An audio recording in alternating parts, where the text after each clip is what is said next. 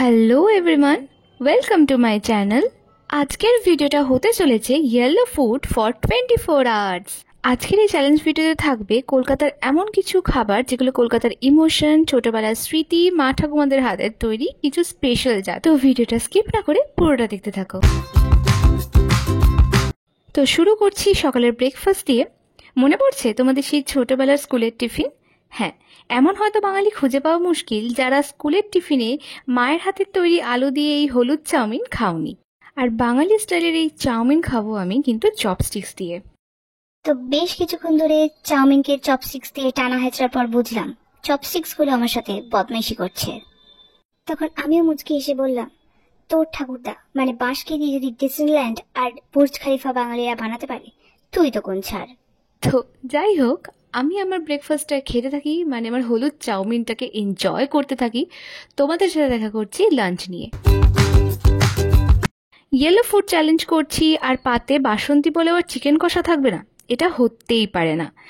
তো দুপুরের লাঞ্চের জন্য আমি চুজ করেছিলাম বাসন্তী পোলাও আর চিকেন কষা, আর এটা আমার কাছে ভীষণ স্পেশাল কারণ এটা আমার দিদু বানিয়ে পাঠিয়েছিল। আর প্রত্যেকের দিদুর হাতের মনে হয় জাদু থাকে, তাই রান্নাগুলো এত টেস্টি হয়। আসলে আমাদের প্রতি তাদের ভালোবাসা, স্নেহ এতটাই গভীর বলেই হয়তো এটা সম্ভব। তো বাসন্তী পোলাও আর চিকেন কষা দিয়ে আজকের দুপুরের লাঞ্চটা তো জাস্ট জমে যাচ্ছিল। তো আমি আমার লাঞ্চটাকে কমপ্লিট করি, দেখা করছি ইভিনিংয়ে। সন্ধ্যাবেলার স্ন্যাক্সটা আমি একটু লাইট রাখার চেষ্টা করেছি কারণ রাতের খাবারটা খুবই স্পেশাল। তাই সন্ধ্যাবেলা আমি নিয়ে এসেছি সয়াবিন দিয়ে তৈরি খিচুড়ি আর তার সাথে আলু ভাজা, চাটনি আর আলুর দম। চাটনিটা আমি রেখেছি কারণ একমাত্র আমের চাটনির কালারটাই কিন্তু প্রপার ইয়েলো। অন্য সময় আমি আমের চাটনি বেশ ভালোই খাই, কিন্তু এটা প্রচণ্ড টক ছিল। তারপর আমি একটু আলুর দমও টেস্ট করেছিলাম, আলুর দমটাও ঠিকঠাকই ছিল। অ্যান্ড ফাইনালি রাতের ডিনারে আমি খাবো কলকাতা স্পেশাল চিকেন বিরিয়ানি। আর বিরিয়ানির কালারটা দেখতে পাচ্ছ, একদম প্রপার ইয়েলো কালার। বেশ একটা জব্বর সাইজের লেগ পিস দিয়েছিল, আর তার সাথে ছিল জুসি টেন্ডার একটা আলু।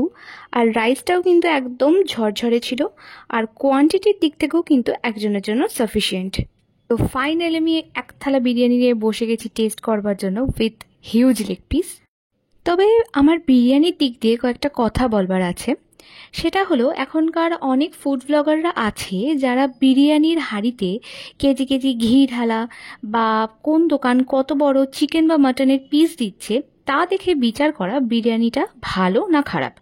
কিন্তু আমার মতে ভালো বিরিয়ানি হলো সেটা যেখানে চাল, আলু, মাংস সব কিছু হবে একদম ওয়েল কুকড, আর বিরিয়ানিতে যে নিজস্ব যে ফ্লেভার্সগুলো সেগুলো থাকবে চালের প্রতিটা দানায়।